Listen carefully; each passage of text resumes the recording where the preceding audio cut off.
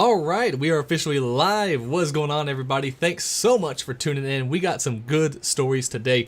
We got Elon actually wanting to buy all of Twitter, not just his 9% like he had before, but no, he made a $43 billion proposal to just straight up buy all of Twitter. So that's just absolutely nuts. We got the mayor of New York, of course, going on this tour of just blaming everything he can outside, of course, himself and the city's policies for the shooting that recently took place in the New York subway.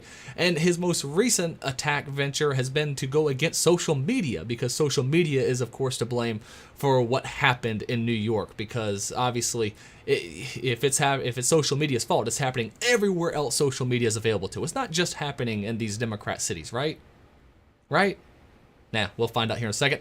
And to round it all off, we got the GOP actually doing kind of a ballsy move. They are actually deciding they are going to actually step away from the current debate commission when it comes to the presidential elections.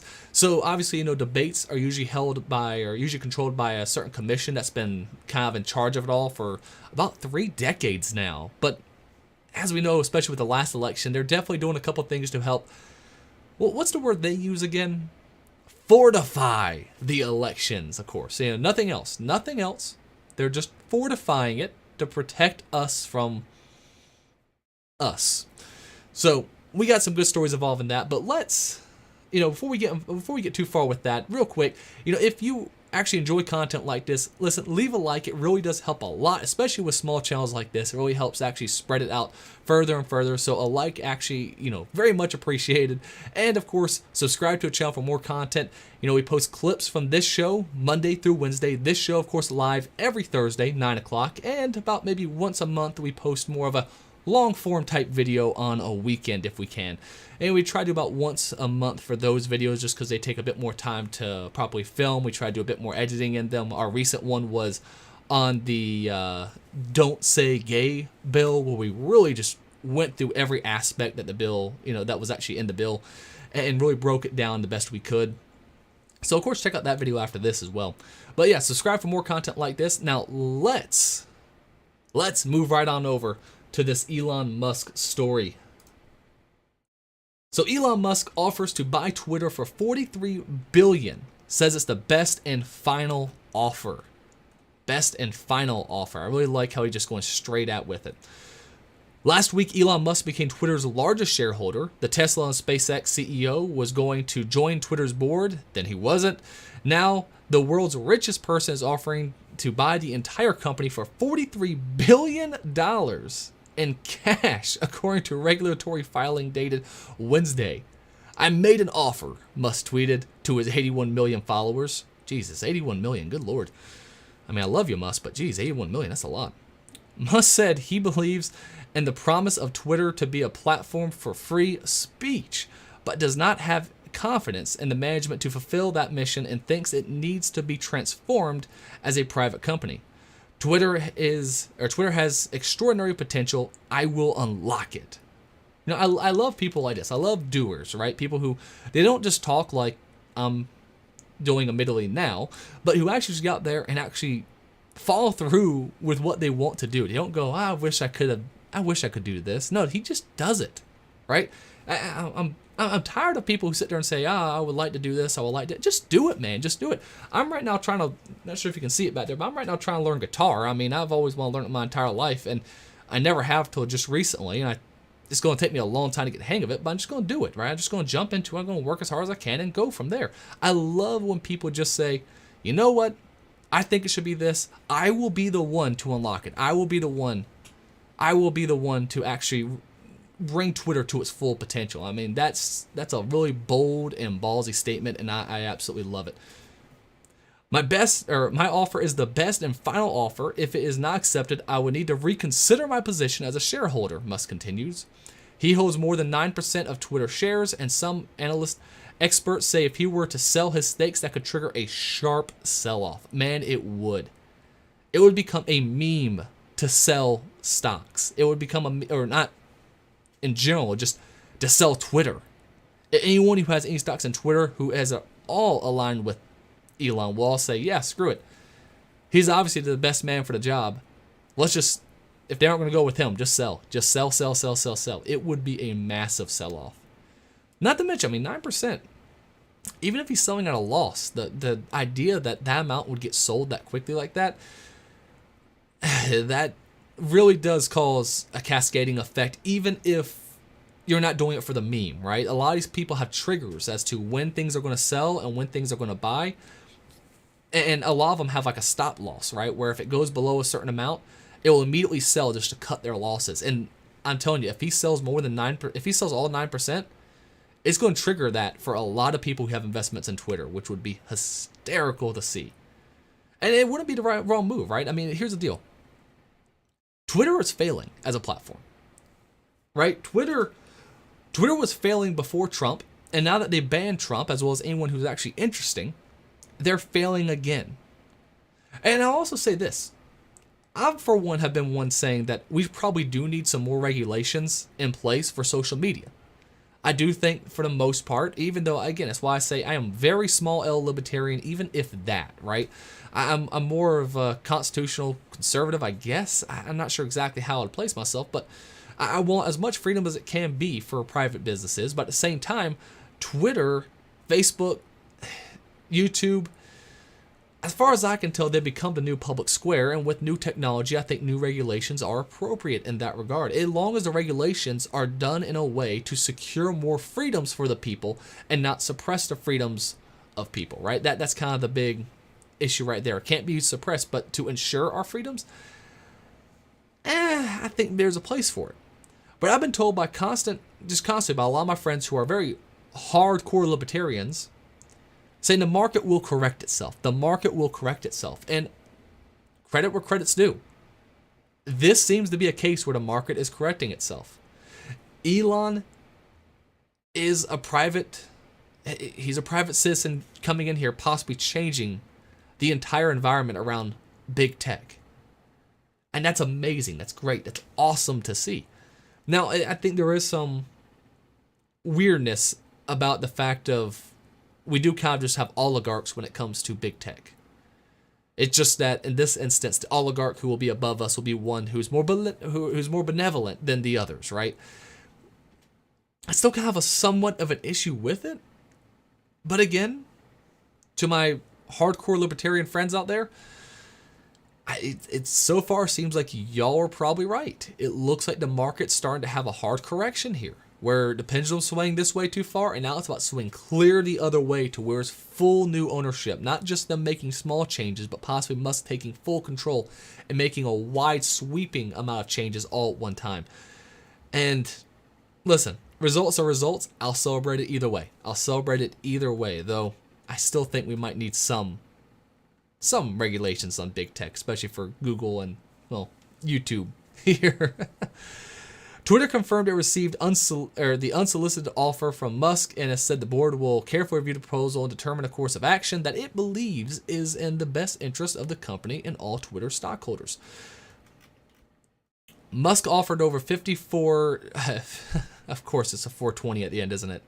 $54.20 per share, which is 38% more than the value of the Twitter stock the day before his investment was made public, and 18% higher than Wednesday's closing price. It would be utterly indefensible not to put this offer to the shareholder vote, Musk tweeted on Thursday afternoon. They own the company, not the board of directors. Now, real quick, for those of you who might not really get into a lot of things involving business, I worked in the corporate world for most of my life, to be perfectly honest, as well as I worked for a lot of nonprofits and the political world as well. When it comes to shareholders and when it comes to the board of directors, though they run the company on behalf of the shareholders who are the true owners. So think of it this way. Think if you owned a company and you hired a manager to take control of all basically day-to-day activities going on through your establishment. It's not that much different than what's going on here, except for shareholders. There's obviously hundreds of them, and they're all the boss. And because of that, they all vote and can actually take people off the board of directors, put people on the board of directors. And those board of directors' jobs are simply to represent the shareholders and the management of the company. That is all.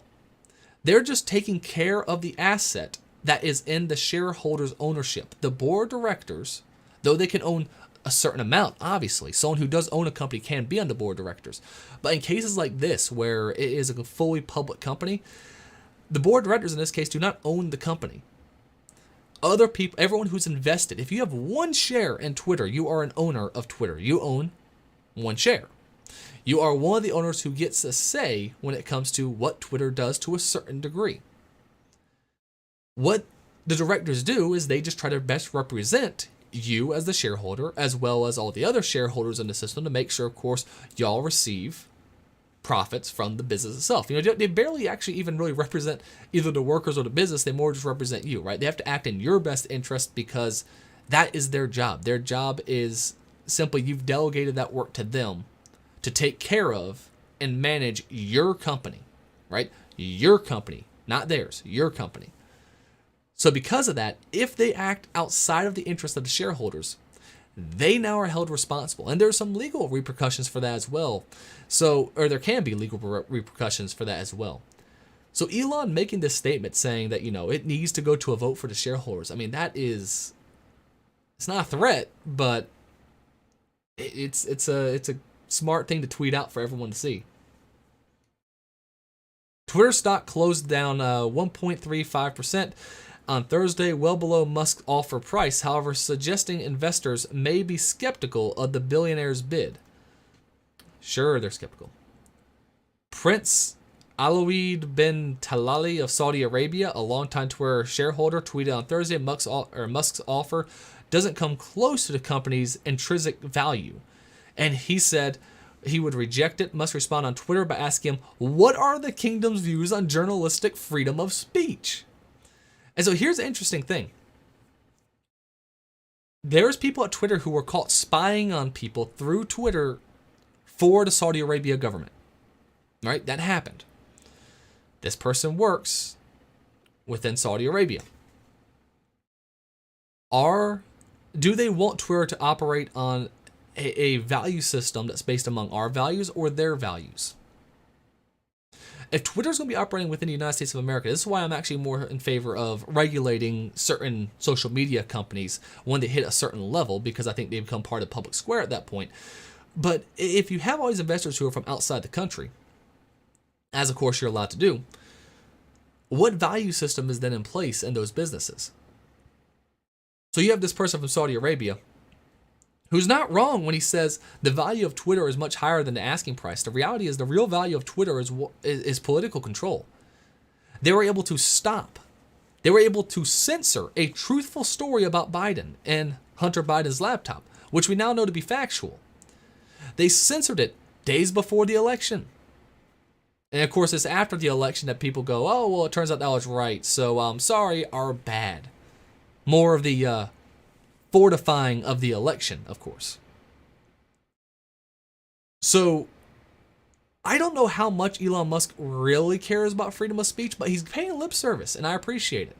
And calling these people out is a good step for this, right? That is a solid step. It's great to see.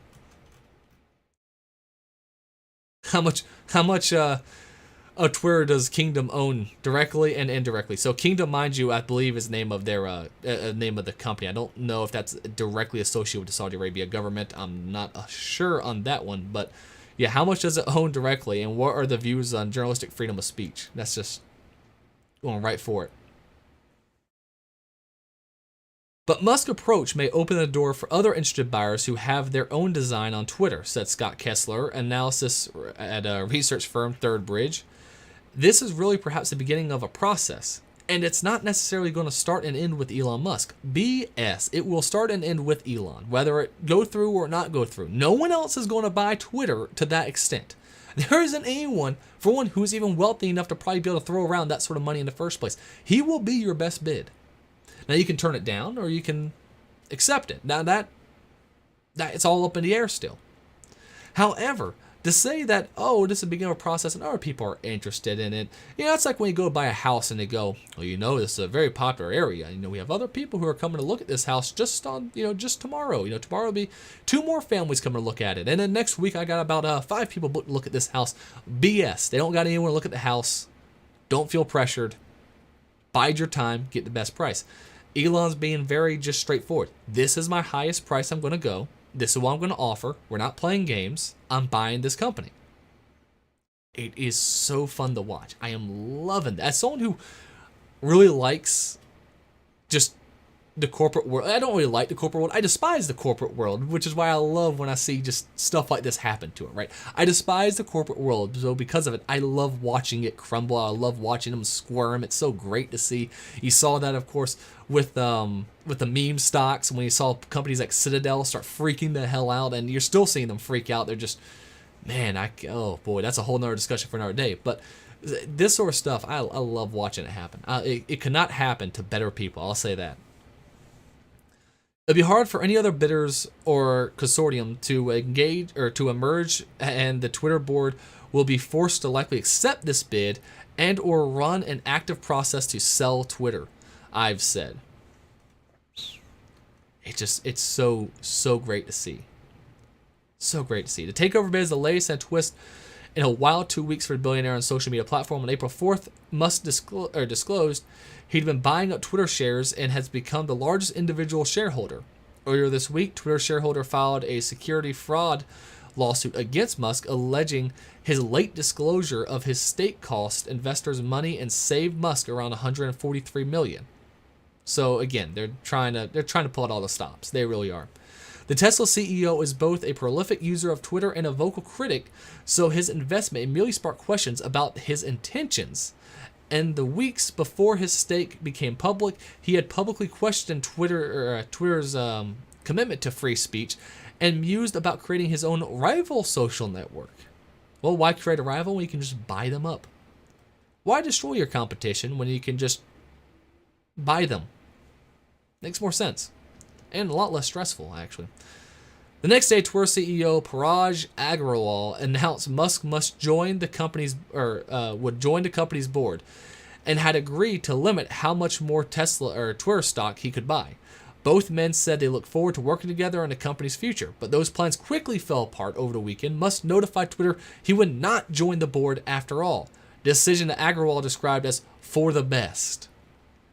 So here's the deal: when you're on the board, you're limited on how or when you can buy stocks, as well as how many you can buy at one time.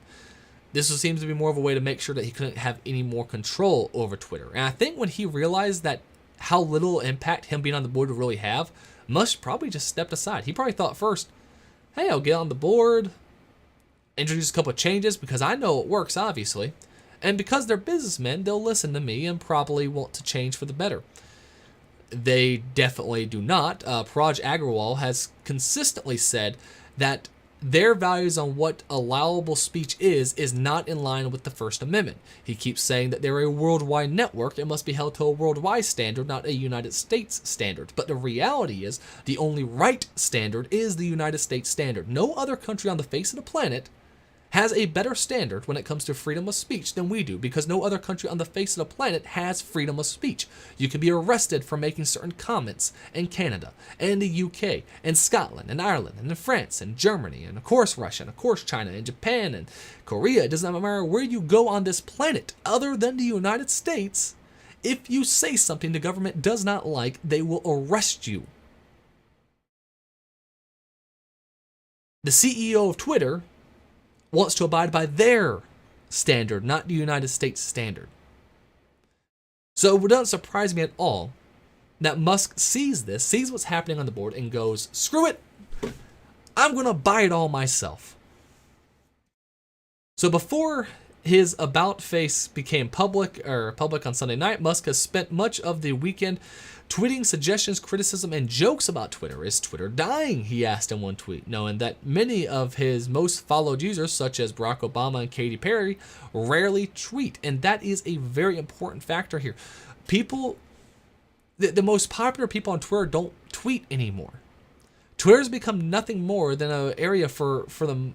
About 80% of leftists to just yell at each other about different things and hold each other to these ridiculous standards, and for the 20% of Republicans to sit there and go, hey, let's tell a joke, ban. Hey, look at this story, ban. Hey, maybe we should talk about this, ban. That's what Republicans have gone through. So you've lost almost half of your initial audience because you've lost more than half, actually. You've lost a huge portion of your audience, not just because of the people you ban, but because why would I go to Twitter if I can't follow the president? Why would I go to Twitter if I can't follow my favorite creators? Why would I not go to Twitter, or why would I go to Twitter if I can't follow people like, I don't know, Sargon of Akkad, right? I mean, he's removed on there, I think. And why would I go on Twitter if I can't follow, even though Ben Shapiro's still there, how much longer? Matt Walsh, how much longer? Why would I go to Twitter if I can't follow the people I want to follow? I mean, I currently am trying to use Gab a bit more because Gab is very heavily invested in free speech. The guy who created it is a bit of a wacko, and it definitely has a lot of awful things posted on there, but that's freedom of speech, right? I can ignore it if I choose. But for the most part, a lot of the most interesting people are no longer on Twitter. While it's not clear why Musk changed his mind about joining the board, I just said why. Probably because he just wasn't able to do what he wanted to do. He doubled down on his vision on Twitter's role in society and what is needed to realize it. I invested in Twitter as I believe in its potential to be the platform for free speech around the globe, and I believe free speech is a societal imperative for a functioning democracy. I'll replace democracy with republic because I hate the term democracy. I hate the idea of democracy. I hate the idea that everyone votes. I hate the idea that everyone's vote counts the same as everyone else's. I do not like that system. I believe a republic is the best system, and I think limited voting is actually far superior than allowing everyone to vote. That's just my personal opinion. However, he's not wrong when he's talking about democracy, and he's not wrong when he talks about freedom in general. Freedom of speech is very important to make sure we have a functioning society as a whole. If we can't talk to one another properly, we're never going to be able to fix any of the issues that we might have. It's going to bubble up inside of us and eventually explode where we then have violence. And we don't want violence. We are against violence. I'm against violence heavily. I don't like violence at all. But we're getting closer and closer to that point when we're not allowed to speak freely. Once you start restricting people's freedom of speech, violence will occur. All right? The minute you start arresting people because of words, everyone has that line of when they say, I will rebel. For me, I will say the minute the government tries to arrest me for words I said is when I say, it's it's time for another revolution, maybe. I have to be careful about how I say it. Which is absurd. The fact that I say that, hey, if someone tries to violate certain inalienable rights is a time where I'll start fighting back. People need to start asking themselves that question too. When is that point we decide to fight back? Because they're trying to push more and more and more for us to be more like these European countries that don't have basic freedoms. If what was happening in Australia happened here, you betcha there would be a lot more violence than there was in Australia, because we would not put up with that for at least a certain level. So we have to make sure we can speak freely. We have to make sure that we can move around freely. We have to make sure that we feel open to express our opinion in a constructive way. It's the only way for a society to continue to move forward, and it's the only way for us to really figure out what is true and what is false. Musk has described himself as a free speech absolutist. I love it. I absolutely love it. And has been critical of Twitter's rules about what people are allowed to say on the site. I don't like to lose, Musk said. But Twitter, which is much smaller than other social networks like Facebook and TikTok, I didn't realize it was so small compared to TikTok. Well, I guess that makes sense. Is also under pressure to grow its business. Changing its policies against content such as hate speech and false claims about COVID could be a turnoff for users and advertisers. Except in doing so, you're also getting rid of a bunch of viewers. It's a money-making platform where your ideas are amplified if they're going to help the company make money, said Karen Kornblad, the German Marshall Fund who studies online disinformation. A very direct way, it gets amplified if you're going to make the company money. Yeah, I guess that's kind of how it works. When you poll people, people say they want moderation. I don't care what they say. If people said, I don't want you to have the Second Amendment, well, screw you. I'm keeping my damn gun. That doesn't change anything. That's why we're not a democracy. Because democracy is mob rule. I don't care what the mob thinks. My rights are not up for a vote. All right? My rights are not up for a democratic process. My rights are my rights, and I will keep them. Thank you very much. So I don't care if the majority of people want moderation. However, here's the deal. When they say moderation, how does the poll say it or describe it? If they say keeping stuff that is illegal off of the platform, well, that's a different story. That's no longer speech, that's now action, right?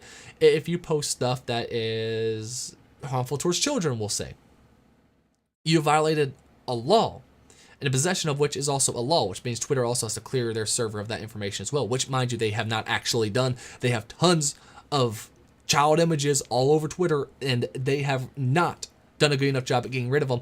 They do not care about that sort of stuff, but they do care, of course, if you say a man is a man and a woman is a woman. Anyway, when they say people want moderation, what do they really mean by moderation? If you ask me, should they be allowed to take some things off of the platform? Well, like I said, illegal content? Yes. That is against the law. So yes, we can take that off the platform. So who knows what it means by when you say you poll people, because depending on how you ask the question will determine the outcome of that poll. If you say that, I'm going to say yes, there needs to be moderation. If you say opinion, I'm going to say never. So what does that poll really mean? It really doesn't mean anything at all. That they don't want conspiracy theories floating freely on their platform. They don't want harassment, she said. I think it's a misunderstanding of what the people want. Again, it's not about what the people want. It's about what is right at the end of the day. It's what is right at the end of the day. At a conference Thursday, Musk said that his interest in Twitter was not about economics or making money. Twitter has become a kind of de facto Times Square, he said. So it's really just important that people have both the reality and the perception that they're able to speak freely within the bounds of the law. Thank you, Elon. There's a reason why a lot of people love Elon, right here, right? And if the Twitter board rejects his offer, Musk said he has a plan B. I don't like to lose. Oh boy. I kind of hope they turn him down because I want to see that plan B. I want to see that plan B. What do you think? Leave a comment below, of course. Do you want to see the plan B? Do you think it's good he buys it out, or should we be more excited to see what that plan B is? Because that could be also kind of funny. Oh boy. Either way, I mean, a lot of information here. It's exciting. And we live in cool times. This crazy madman here who actually managed to popularize electric vehicles, who has gone to freaking space. He's sending people to freaking space. And now he might be the savior of free speech on online platforms. What a madman. I love it. I absolutely love it. And, it could be the case where he lives long enough to become the villain. I hope he doesn't become the villain, but for right now, thank you, Elon. Just Godspeed, right? Godspeed. Oh, God. So, let's see. There we go. So, New York City, I did not want to talk about this for the most part, but the mayor has said a couple comments that I do think needs to be addressed about the fact of they are not taking responsibility at all for what happened in New York. Real quick.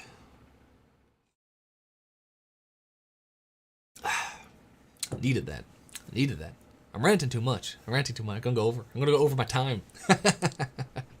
So, New York, oh boy. So if you haven't heard, I don't know how you haven't heard, but if you haven't heard, there was a mass shooting in New York. Over in a subway, I think it was on the N train, a black supremacist went into the train, lit a bunch of smoke bombs, and just opened fire on people in the train. I think he hit about 10 people or so. It's not really showing anyone actually dying from it, which is good. But this is another attack that we found by a black supremacist, a black extremist, black nationalist who frankly hates anyone who just isn't black. He hated on the Supreme Court nominee, not because she defended pedos, but because she's married to a white man. Talk about how disappointed that is and how terrible that is. There's videos of him going just down the street, insulting people based on the color of their skin, looking at Asians and calling them slanted-eyed and stuff like that. And not, mind you, not in a joking way at all, right? Not in the, as you might start riffing with your Asian friend or black friend or white friend, where you kind of just start making a couple jokes here and there at each other's expense. No. This wasn't friendly. This was him just actively just trying to be as terrible as he could possibly be.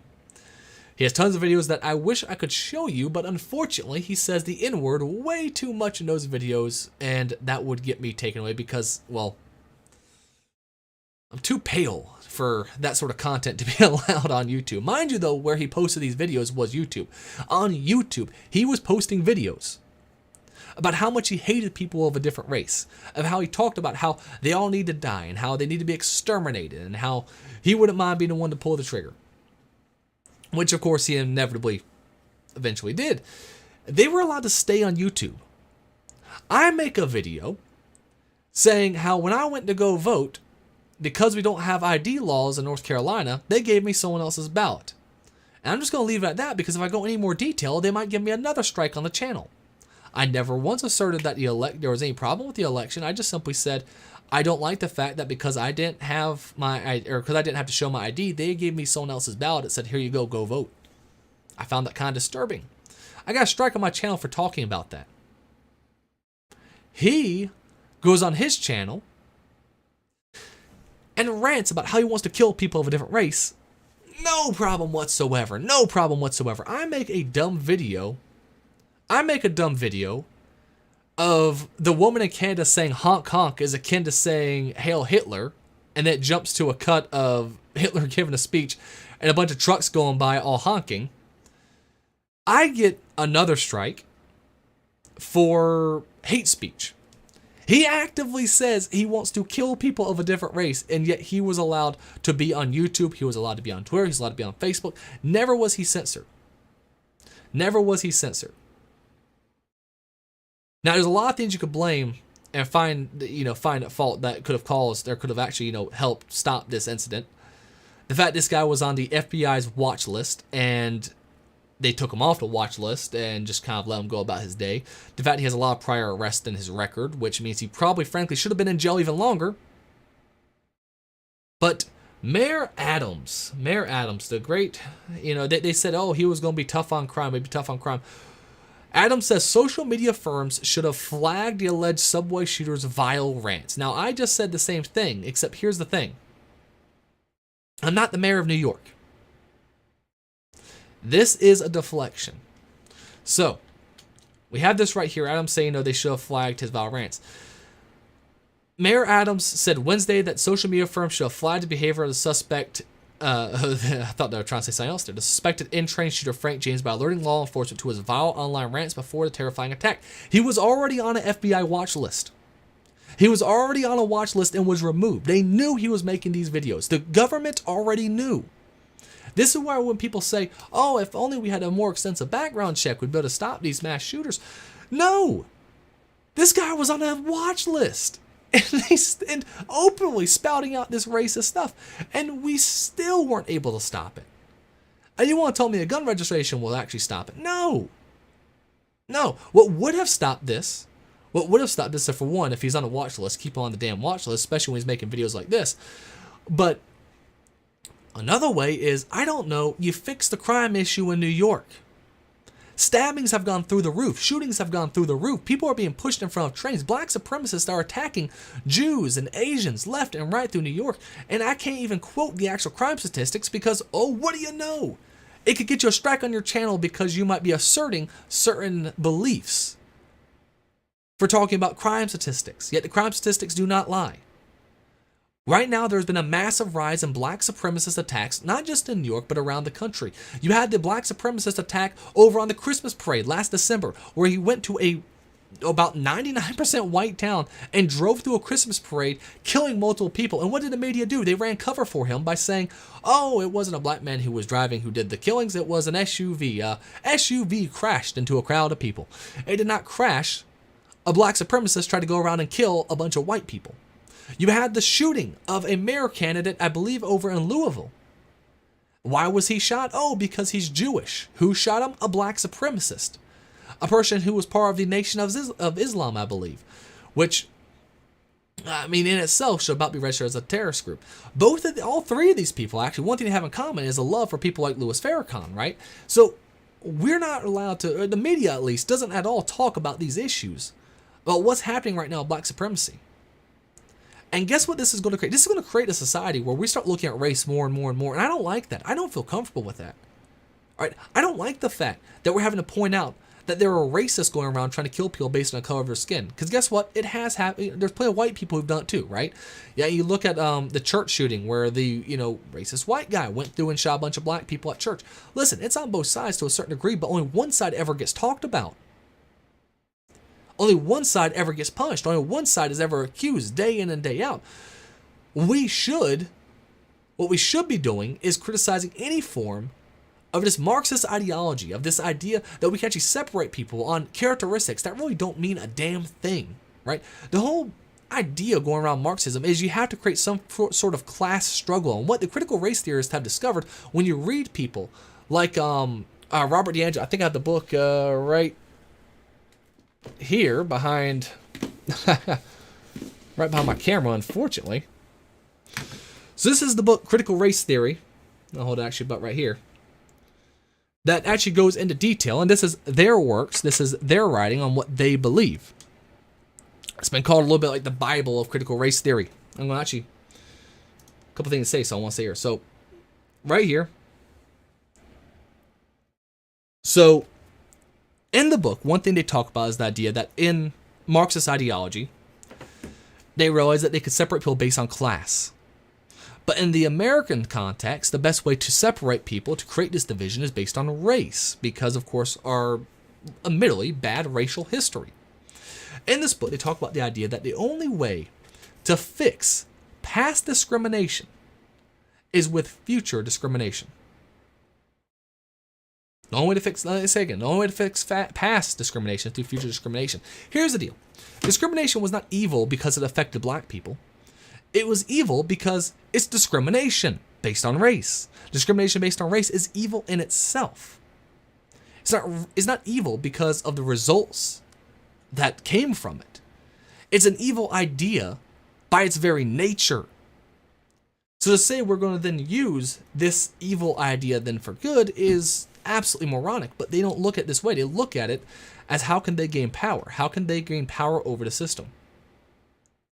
So this is their ideology. This is what we're up against right now. More black supremacists are shooting people left and right, killing people left and right, and we're not allowed to talk about it because we have to just find a way to push for a more racial, what they call a racial awakening. And that's what, again, not what I'm calling it, that's what they call it. And I'm sorry if this gets a little off topic about what the mayor said, but I think I'm going to actually hand off here.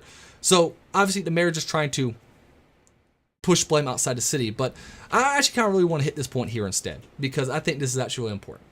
Now that I have already started on this rant, I think gone past the point of return. When it comes to the Marxist ideology and how they want to set things up, and I really encourage you to buy and read what they write. Buy and read what they write. I have this book right here. I have another book on critical race theory that they wrote. Actually back there. I even have that one terrible book written by the evil guy with the mustache prior to World War II. So I got that book back there too. I've read through a lot of these just terribly evil books. I got the Communist Manifesto back there. When you really see what their dynamic, what their real purpose is, what the dynamics they're really trying to push for is when you can really start breaking down why things are happening the way they are. We are not talking much about the New York attacker anymore, if you noticed. Already today, what I've noticed is almost no reporting on it. No reporting on it. No big news story about what's happening in America. No. Nothing. No big story saying, well, these politicians are probably to blame for this sort of attitude. They've encouraged this sort of actions through their rhetoric. No, none of that. None of that. Silence. Except on a slight issue involving gun violence in general. And even then, they're starting to shy away with what happened in New York and now trying to go with what's happening across the country. And what's happening across the country is you have these cities who are liberal hellholes who have already banned guns in most cases, having an increase in shootings. Every day you can find a video of someone being killed in New York. Every day you can find a video of someone being killed, it seems, in Chicago and Detroit and California and in Seattle. It's just nonstop. And all these places have already pretty much banned guns for the most part. Or they've at least been trying. It's very limited at the very least, right? But they don't care. What they care about is pushing an agenda, pushing an idea. So the minute we find out this shooter is black, we can no longer talk about any other aspect of the shooting. In fact, when you look at some of the news reports of it, they haven't even reported the man's black. They haven't reported at all that he's a black supremacist, that he was pushed to do this through the ideas of a racial supremacy. And again, when we ignore this, when we ignore this for too long, what we do is we give ammunition to people we don't want to give ammunition to. All right, the actual far right Nazis, like the ones that you would actually call like skinheads and all. Weird to say since I am bald, but the actual like skinheads and things, they have these stats and they will use these stats. And here's the problem: when we don't acknowledge these stats at all, that puts the truth in their corner, which is dangerous, which is very dangerous, right? Because we don't want the truth in their corner. We want to have truth in our corner because we're the ones who are morally right on the side of saying don't judge people based on the color of their skin. But when we're not allowed to talk about issues like this, we're not allowed to talk about the rise of crime in certain communities, we give more ammunition to other racial groups who have their own motives. And we're going to start seeing a rise in what's happening. Richard Spencer talked about the idea that what's happening in America is actually kind of good for his movement because it's creating a white awakening. This idea where people are starting to identify by their whiteness. I don't want to identify by any of this crap. I don't want to identify by the fact I'm white. I don't want to identify the fact I'm anything other than who I am as a person. That's all I really want at the end of the day. And for the most part, I just want to be left alone. But this story here really shows, what's happening in New York just really shows that at least what the media's true intentions are here. And it isn't to stop crime. It isn't to protect the community. It isn't to protect the people. It is simply to empower themselves more and more and more and to solidify their voting base more and more and more. And that is it. That is it. That was completely off topic of what I thought I was going to talk about. Again, just so you understand, the original title of the middle segment was going to be the mayor trying to subvert or to push away from, his responsibility of the issue. Yep, no one's talking about, no one's really taking responsibility for these policies in these cities. Goes without saying, because they want to solidify, of course, their own power. But sometimes you go off on a rant and you just can't stop. Sometimes you just gotta talk. You just gotta talk, right? At least not like I got a ton of viewers right now anyway. I appreciate anyone who is watching, though. Alright, so for the third story here, for the final story.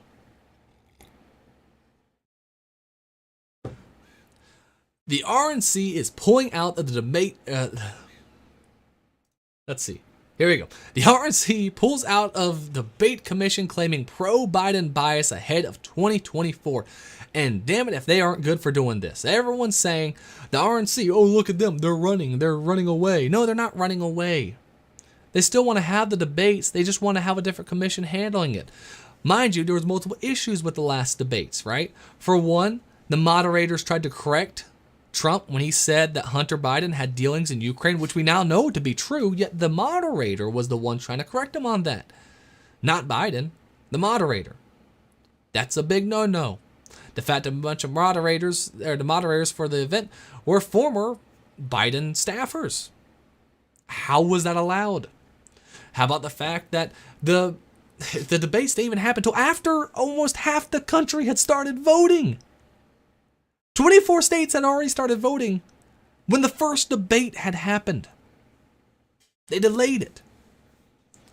Which, of course, gave advantage to whoever's not going to perform as highly at the debate, which, you could hate Trump, you could like Biden. The reality is Trump's a better debater than Biden, mostly not because Trump's great at debating, but simply due to the fact that Biden's just not there, right? But let's look at this. The Republican National Committee said Thursday it was withdrawing from the Commission of Presidential Debates, alleging the organization was biased in favor of Joe Biden against Donald Trump during the 2020 campaign. Hell yes, they were. The commission has organized all general election debates between major party candidates since 1988, and it's unclear how 2024 debates would proceed, if at all, as Trump teases a possible rematch against Biden. I don't know how you bring Biden at this point.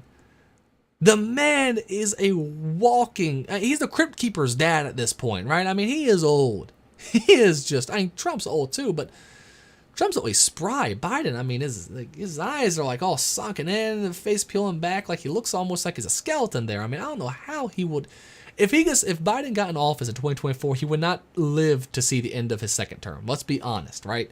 He just wouldn't. I'll still be surprised if he makes it to 2024 at this rate. But either way, Trump's teased a possible rematch against Biden. I also don't know who they would actually have to go against Trump. I'm not sure if they want to waste anyone on that election cycle.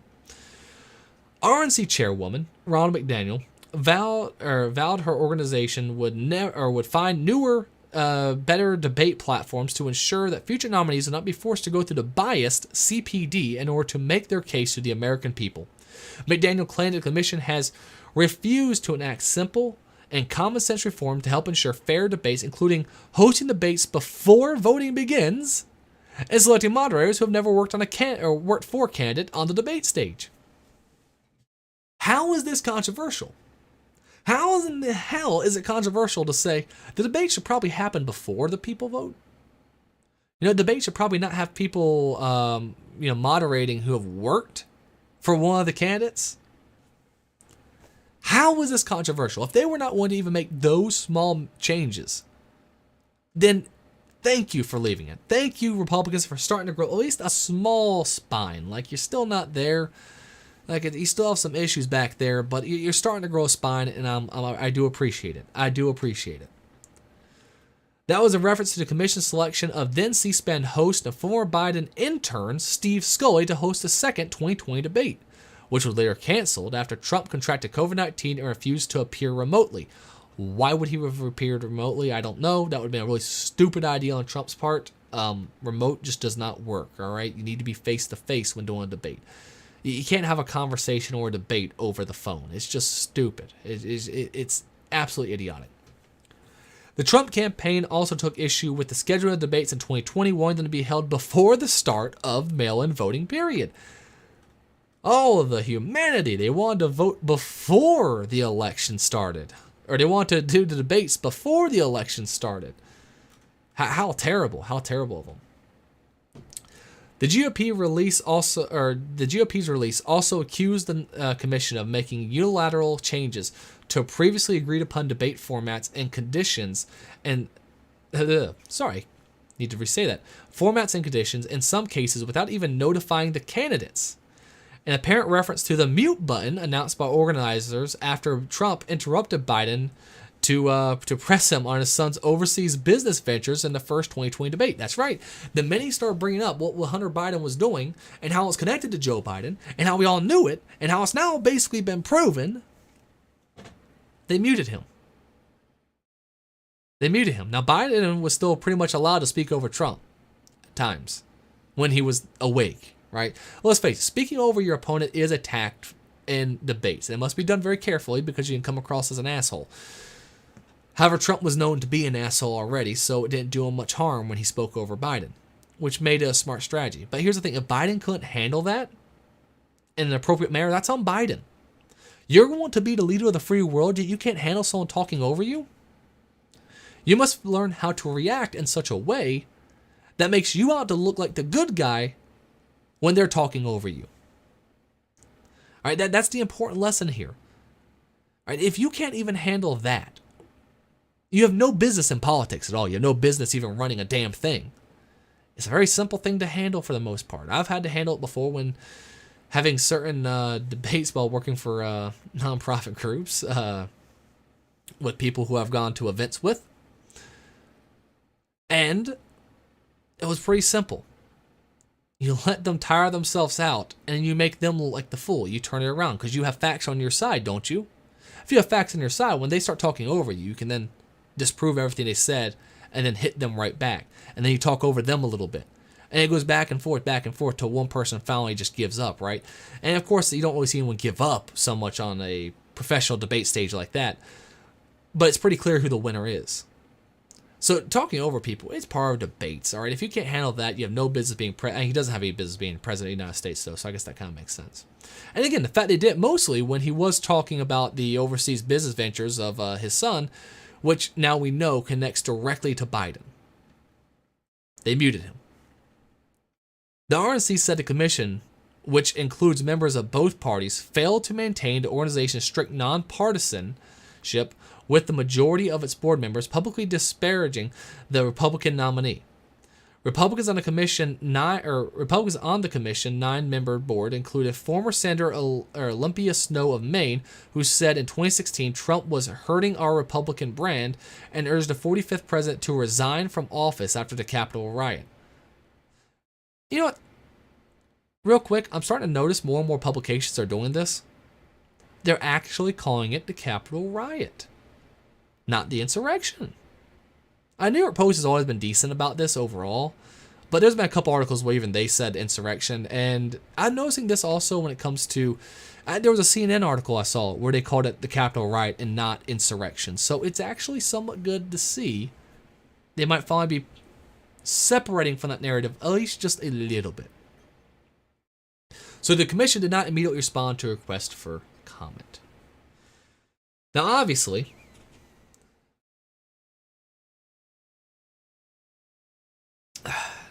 sorry, need of course some tea here. Obviously, this does bring up some questions. How will the debates be handled going forward?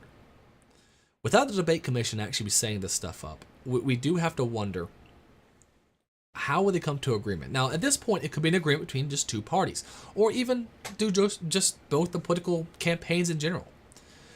I mean, people come to agreements all the damn time when it comes to much, maybe not bigger issues than who's president, but to very large issues. So it doesn't seem to me like an inherent issue would be that they wouldn't be able to settle on some other kind of deal. My wonder, though, would be what kind of deal would you settle on? Because we are so divided at this point. We're so divided. And I think even Michael Malice, who obviously I think everyone loves at this point, at least if you're anywhere on the right you love, everyone's favorite anarchist, who pushes very heavily for the separation of the states at this point, who pushes heavily for balkanization, and frankly, as do I, to a certain degree. He says it's really nice seeing the separation between the people of this country, quicken, basically. Because this is a major thing. For over 30 years, we've had one commission helping run the debates to make sure that they could go ahead and operate pretty smoothly. And now we don't. At least, as far as we can tell. They might go back on the word. We don't know. But for right now, we don't have that. We are separating at an astounding rate, guys. I mean, really think about this. We are really, really separating very quickly. I'm talking to some people who I used to know who were just a little bit on the left. And I was a little bit on the, we could really talk to, and they were like, James, you've gone so far right. And I'm like, how have I gone far right? Your stance on immigration. You mean the same stance that Bernie Sanders had just 4 years ago? The same stance that Clinton had, the same stance that Bush had, the same stance that Obama, that we need to close the border or secure the border and make sure we have a very limited amount of immigration. Now, I will admit, I go a bit further than that. I don't think we should have even as much legal immigration as we have now, let alone illegal immigration. But for the most part, I'd be happy with just what was used to be common sense stuff. That used to be we could all agree on. Because, well, what about your position on guns? You mean my position on guns where I just say the Second Amendment means what the Second Amendment says? That position, I've gone further right. No, I'm not saying if I was to go further right on that issue, I'd say everyone should be issued a gun by the government, which would probably go terribly more than likely. We'd probably all get a bunch of high-point handguns. I'm not 100% sure on that one. But, no, for the most part, my stance on guns is just what the Constitution says. It hasn't gone any further right. What your stance on private businesses? That I believe you should keep what you built? That's an extreme idea now, that you keep what you built? No. I've not gone further right for the most part. But they have, in fact, gone further left. My friends who originally just said, oh, we just want gay marriage because we want people to be able to live with who they want to live with. That's kind of it at this point, right? That's it. Are now pushing for trans people inside sports, trans people inside bathrooms, pushing for children to chemically castrate themselves. My friends who said safe, legal, and rare. Abortion is a terrible thing, but, it should probably be allowed for, certain instances like the life of the mother and maybe during first term because we still don't know the viability at that point, which I still 100% disagree. Well, actually, back then I actually agreed with them on that, strange enough. I used to be pro-choice. I'm very heavily pro-life now. I would totally disagree with that. However, that used to be a bit more of a sane position of what's going on today. And now they're saying, abortion all the way up till, the third trimester, just a day before the child is supposedly born, we can still kill it. That is now the middle of the road position in their opinion. I would hate to see what the far left is by their viewpoint here. We have separated so much as a country, and it makes me wonder, what are we going to do now that the debates are starting to become separated as well? Now that the debate commissions themselves are starting to become separate entities, where we're no longer having a unified debate commission, how will this now be decided by each presidential campaign? Will they come to an agreement on their own, or will we have to find a new nonpartisan group? And I don't know how you find a nonpartisan group in today's society. Either way, that's pretty much it for today. Hey, yo-ya. Yeah, man. Earlier in the segment, we were talking about Elon buying up Twitter. It was, God, it's so great to see, right, man? It is so great to see. God, it is so great to see. But, we're just ending right now. It's about 10 o'clock. Again, we go live every Thursday at 9 o'clock. Segments from the show will be uploaded Monday, Tuesday, and Wednesday for all 3 segments we did. Though today's middle segment became more of a rant, I have to be perfectly honest. But either way, thank you all so much for watching, and we will be talking again